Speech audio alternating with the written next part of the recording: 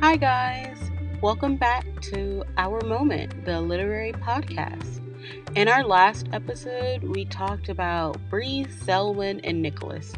And I also embarrassed myself about Nicholas and Selwyn.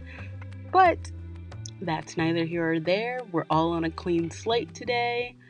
Um, and before I get into what we're even going to talk about today, I just like to say today's episode was just a little bit harder for me to write than usual because I think it's a really important episode. I didn't want to stumble on my words. I didn't want to mince it, but also it's one of those things that's hard for people to talk about. So, we are talking today about grief, racism and magic. And the magic thing is oh, that's tacked on. That shouldn't be hard. But it's a little hard to talk about in this one simply because I also am, like I said, trying to keep this spoiler free into the next episode. But because the magic here is so intertwined with Brianna's grief, it's also you got to hold on to that, right? But that was just me being honest. I also think that as a society, we live in a society, but as a society right now, especially with the current day's events. If you're listening to this far in the future, it is, I'm recording this on September 30th, 2021. We're in the middle of a pandemic.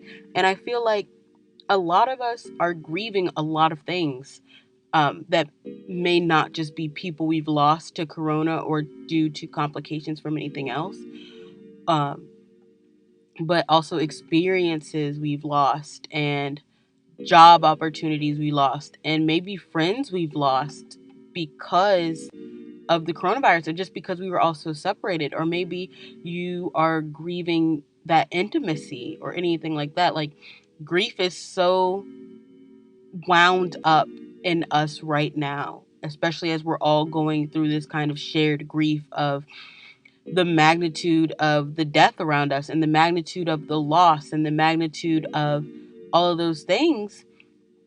So I don't know, this episode was just really hard in that way, even if it's well, I'm not necessarily grieving someone who died. I haven't felt anybody die around me, but I am grieving the fact that I lost my study abroad chances, and I am grieving the fact that I haven't seen my mom in months, or I'm grieving the fact that when the world shut down, I stopped seeing my close friends, or if you're away at college and you had to go home and maybe you haven't returned back to campus and you're grieving that campus, or maybe you're grieving the way football season could have went. I'm a big football person, and last season was a mess for a lot of reasons, but it was also I'm used to watching football with all of my friends and being able to be with them and sitting in the room and we're watching football. And that's not something I can do right now. That's not something that we're afforded to do right now because we're trying to make sure we're safe and healthy. So, yeah. And I'd also just like to say grief itself is in a lot of my own personal research that is greatly inspired by Legendborn. And it's something that I'm constantly looking at and constantly thinking about. And it's constantly on my mind because as humans, one thing that we all have to go to sooner or later is we're going to experience grief and we're going to experience loss. And then it becomes, how do we cope with this and what do we do? And Legendborn is a lot to do with that coping. But that oddly long preamble aside, welcome back into our talk about Legendborn. Like I said, I'm trying to keep this as spoiler free as possible. However, there'll be times where I won't be able to do that, and I will give a spoiler warning. I hope by this third episode, you have decided that you are really in with me with this for the long haul, and you'll get the book and read the book, and also hopefully enjoy the book. You can reach out to me on my Instagram page or even my Twitter page, or leave a comment on this thing on wherever you're listening at. If you're listening on YouTube or if you're listening on Apple Music, if you need help getting a copy of the book, I can help you at least getting a copy of the ebook or whatever. I can give assistance because I want everybody to enjoy this book. But anyway, so back all that aside, back into Legendborn itself and back into the center of this episode. grief, racism, and magic. Like I mentioned, Brianna, and if you haven't watched the first episode, why are you on the third one? One, and go back and watch the first one so you understand what I'm talking about. But I read to you guys how in the prologue, that was when Brianna finds out her mom is gone. Her mom has passed away. She's not lost. She's dead. And now we have this grieving main character who is attempting to process this. So I want to start out with kind of a basic definition of grief. So grief is described by Merriam-Webster as the deep sorrow, especially that's caused by someone's death. But we also know that grief has stages, at least from like all the research that implies. But the stages of grief are denial, anger, bargaining, depression, and then acceptance.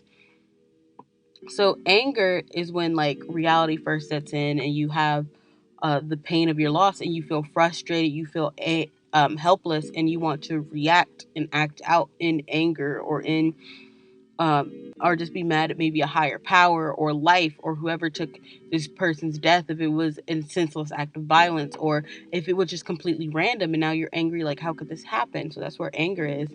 And then you have bargaining, and that's where you have the thoughts of what if, and the thoughts of if only I had been there, like how could I have changed things, this would have never happened if I was there with them, things like that. Then you end up with depression, which is the sadness that sets in as you begin to understand the loss and its effect. And it's just, it's a lot of sad. It's like loss of appetite and feelings of being overwhelmed, regret, being lonely. And then finally, you have acceptance, which is when you, as it says, accept the reality of this person that you lost and the fact that they are gone and you can't get them back. And I forgot to mention the very first step. I don't know how I skipped that. And that's denial. And that's when you're like numb and you're like, this isn't actually happening. This didn't just happen to me. This person is not gone. But I'd also like to say it's not, like I said earlier, it's not just about death. It's like I was in denial a long time about the fact that my school shut down and that I wasn't going to get to go on my trip to Germany with my class. And I had to like leave all of this behind, and I have to leave campus and go home so that I can be safe. And then I got really angry. It's like, what's going on? I'm pissed. Like, this is a terrible thing that's happening to me. And it eventually did settle in to acceptance. But with our girl Brianna, we notice she kind of slips the denial part and goes straight to like the anger. And she does this in a way I mentioned After Bree last time. After Bree is the source of her, not the source, but the amalgamation of her anger in response to her mother's death. It's the amalgamation of like all that fear and anger and like bargaining is all inside of After Bree. I think Before Bree is still in denial. So our Bree, and she says Before Bree doesn't exist anymore, and there's just After Bree and the person who's hiding in front of After Bree. Our Bree is trying to process her grief. This in the entirety of Legendborn is basically a tale of Brianna Matthews trying to process the grief of her mother's death and trying to come to terms with it. And without spoiling anything, a lot of the ways in which she ends up in the situation that she ends up in the first part is because her grief and her need to bargain and her need to like come to terms with what has happened is leading her. And it's important that she's not the only person grieving her mother. Her dad is also grieving. But her dad is grieving in a different way. While Brianna is grieving a mother and a friend and sometimes like an adversary, Brianna's dad is grieving his best friend, his wife, his lover, his childhood sweetheart. And there's a different dynamic. They've lost the same person, but they've also lost two different people to them. And so like moving forward, especially like as we go ahead in the reading, and especially in the next episode, when I break down the plot of part one, it's important for you all to know that a lot of Brianna's actions are being driven by this grief mindset and how she's attempting to cope with that loss. And it's a very human feeling, and that's part of the reason why I connected with her so well, why a lot of characters connected with her so well. Um, and it's just a very like humbling feeling. We as humans don't like to think about like losing things and all of that. But it's something that it's gonna happen, and we have to be able to deal with it in order to keep functioning and to keep moving on. Okay, so now to a slightly less sad, but only like a little bit part of this episode: racism. Racism is a big part of this book. It's a big part of real life. So I kind of wanted to start on the definition, like the dictionary definition from Oxford says that racism is prejudice, discrimination, or antagonism directed against a person or people on the basis of their membership in a particular racial or ethnic group, typically one that is a minority or marginalized. But it's also note that I want to make sure we note that racism um, is developed and held in place by systems, and those systems are typically when people who have more power attempt to assert themselves on marginalized people or who don't have the same access to that power.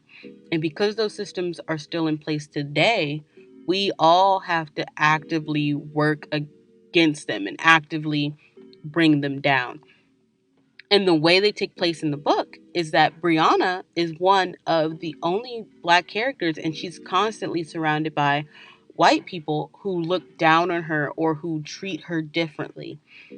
It's hard for me without giving specific examples and like spoiling certain things of part one.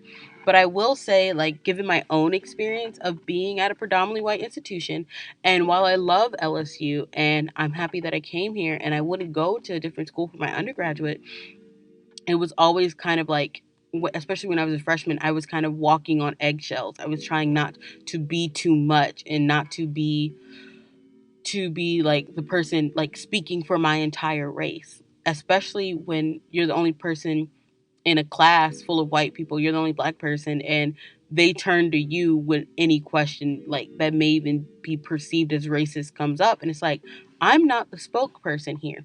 And Brianna deals with a lot of that. She deals with they think that she's an outsider and that she doesn't belong here. And a lot of it is because she's black. It's not even just because she is a woman. She's a black woman, and those two facts are like wrapped up in each other. There are moments where the racism is more overt, and then there are moments in the story where it's like this is subtle, specifically in part one. And this is where the slight spoiler warning is going to come in. She goes to meet the dean, and the dean he basically keeps implying that she is catching an attitude with him, and that she is being rude, and that she has so much potential and she's wasting it, which is this common idea that a lot of black people face. It's like, I didn't have an attitude when I talked to you. Why are you projecting onto me that I have an attitude right now? I never had an attitude. And it's like, these are the things they come to expect when talking to black girls, especially. Um, and the way that black girls are typically stripped of their childhood, and they're not allowed black girlhood because they're seen maybe as overtly sexual or overtly violent, or they get an attitude. And it's one of those things that is constantly affecting all of us. And then there's the idea that Bree has got to be exceptional in order to be given a chance to have a place in this world. And that's not fair to her. And that's also not fair that that is the fact of life. And it's one thing that we have to combat. And I hope that a lot of people who are reading this who don't experience that type of anti-black racism are able to use this book as a way to like use it as a way to kind of understand what's going on, in a sense, to understand like, okay, when I said that to my friend, it meant it as a compliment that I thought she was super smart for a black girl. That was not a compliment, and it was actually kind of it was harmful. And I got that a lot as somebody who was a teacher's pet and who was a suck up. It was like, you are so smart. And it was like, well, was I meant to be any other way? And then I had to overcome my own. I have to be the best and I have to be the smartest. So they don't look at me that way. Like, I don't deserve to be here and I don't deserve to have access to any of these things, or I don't deserve to have a platform. And it's a lot of like me looking at myself and also undoing that and combating those systems that want to push that against me. Now, that was more of the subtle one. And also in that scene is where you get this great line where Brianna says she wished she could make herself into something more convenient. She wished she could shrink into something more convenient. Because once again, if she looked different or if she was shorter or if her hair was like more tame, maybe she wouldn't get those thoughts at her. Or maybe she still would. Especially because, as I imagine Bree, she's darker skinned, and a lot of darker skinned black women get it more. Like they get it like more violently thrust upon them. Those ideas of having an attitude, or even the idea of like not being pretty enough, or your hair's not together. Um, and it's not fair, but it's the reality we live in, and we as a people have to imagine something better. Um, I was saying that with the overt racism, it's very like painful in a sense, but and once again spoilers, Brianna has an interaction with the cop and she mentions how she doesn't know any black man in her family who would be comfortable around a lot of them because of what's going on, because this is the South. This story is taking place in the South. Not the deep South, but it's taking place in the South. Um, and the police officer implies that the only way Brianna got into the school was through a needs based scholarship. He basically implied that she wasn't smart enough to get into UNC Chapel Hill. And it's like, why would you say that to her? What possessed you to even think that was okay? Like, what do you mean she only got a needs based? And there's absolutely nothing wrong with getting in on a needs based scholarship. So now we have two different things going on. It's like, one, you're being racist, and two, you're being kind of classist because needs based scholarship exists for a reason. And he was implying those things at her. And this is all in part one. Um, I would like to say that racism and grief are the two secret antagonists of this novel. They are always there and their effects are always working. There's a part in the story where she goes, and I've already mentioned the secret society, Knights of the Round Table. Um, she goes into the she goes into the room, and I'm actually going to read the quote where it is. So I'm going to read this, and Tracy Dion does this really good thing where she describes what it feels like. And so basically what it is that Bree is talking about the land that she's on. So, growing up black in the South, it's pretty common to find yourself in old places that just weren't made for you. Maybe it's a building, a historic district, or a street. Some space that was originally built for white people and white people only, and you just have to hold that knowledge while going about your business. Sometimes it's obvious, like when there's a dedication to the boys who wore gray on a plaque somewhere, or a rebel flag flying high out front. Other times, it's a date on a marker that tips you off. Junior high school field trip to the state capitol, big, gorgeous Greek revival architecture, built in 1840. Oh, yeah, those folks never thought I'd be strolling the halls, walking around thinking about how their ghosts would kick me out if they could. You gain an awareness, learn to hear the low buzzing sound of exclusion, a sound that says, "We didn't build this for you. We built it for us. This is ours, not yours. It's not built for people that looked like me, but definitely built by them. So I think that passage is really important. It's something that I feel, being from the South, especially, like I know slaves built this, or even the building I'm in right now. I wonder, how was this built? Especially the older buildings, or the fact that this land that I'm on contains so much bloodshed that was not given willingly.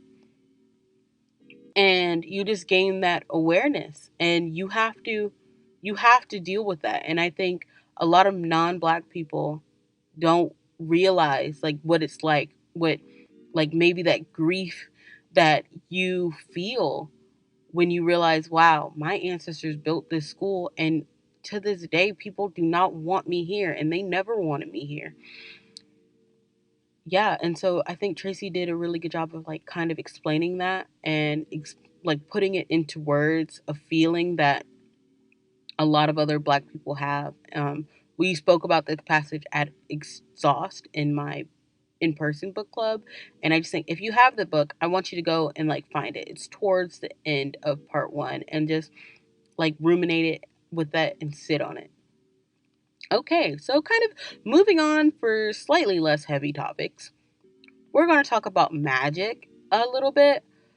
So the magic in this story is not wand wavy magic, especially the magic as we know it in part one. We don't know a lot about it. We don't know exactly what it is or how it works. We know it's called ether, Aether, just in case I'm saying that wrong. There's a running joke in my family that I just destroy the pronunciation of words. Like, words don't like me, I don't like them, and we fight about it because I say things wrong. Me and the English language have beef, apparently. I don't know. Why are their words built like that? But it's pronounced ether. And all we know, especially what we know, like from the very beginning, is we know that it can make weapons. And we know that Selwyn can use it for apparently things like, spoiler alert, memory wiping.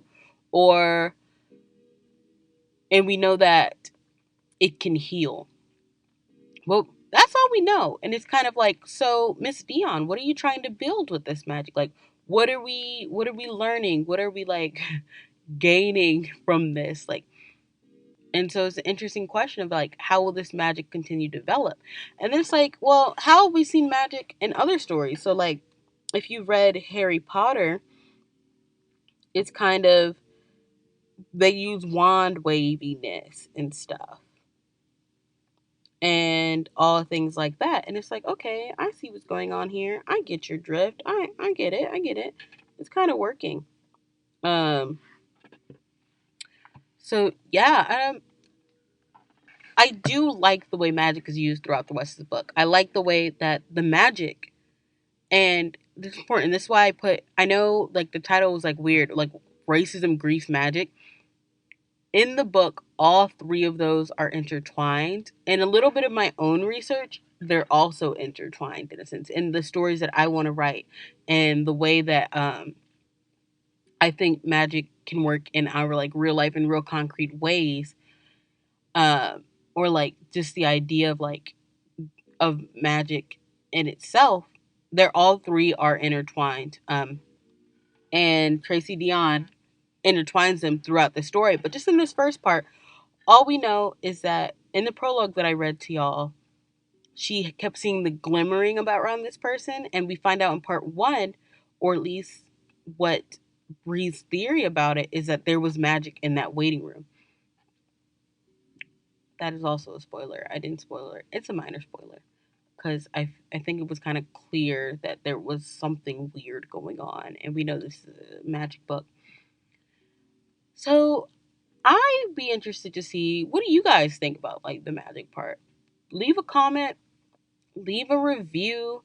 I want to incorporate a lot of your comments. So if you read this, go back to my Twitter page or my Facebook account or my YouTube, wherever you found this and wherever you're listening to this at.